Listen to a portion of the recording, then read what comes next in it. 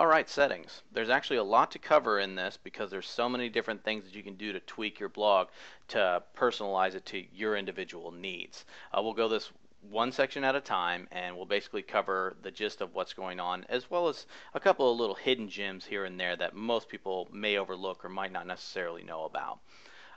We'll start with general settings. This is basically the information about your blog and how certain items are displayed. If you ever wanted to edit your subheadline or your tagline, you're going to find that right here in general settings, and that's where you're going to be able to edit it. Your WordPress address URL and your blog address URL, 99% of the time, this is going to be exactly the same, but every now and again you have a special circumstance where it's not. If you're unsure, just leave it the way it is. The email address, this is where all the notifications are going to get sent. This isn't your user email address. This is where your notifications are. So after a while, let's say that you start to get a lot of comments and you start to get a lot of users registering all the time, you may want to switch that to a general catch-all email address that gets processed and funneled away somewhere.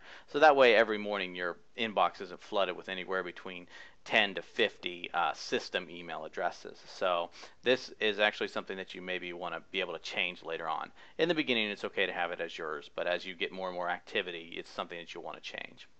Membership. If you want anyone to register, your login meta will show it will show also a register link that people can register username and password and be able to sign up for your site.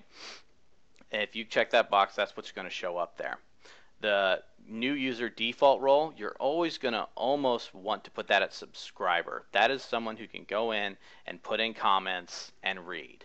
Anything above that, you run the risk of, messing up any of your blog posts. So you usually always want to keep that at subscriber. 99% of the time, it's where you're always going to keep it.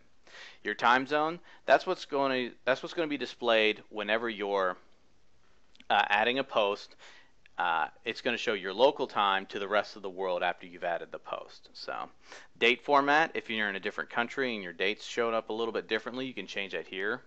Same thing with time.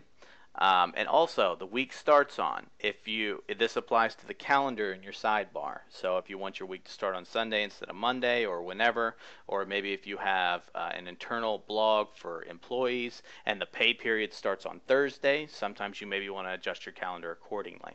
So, and that is all for the general settings.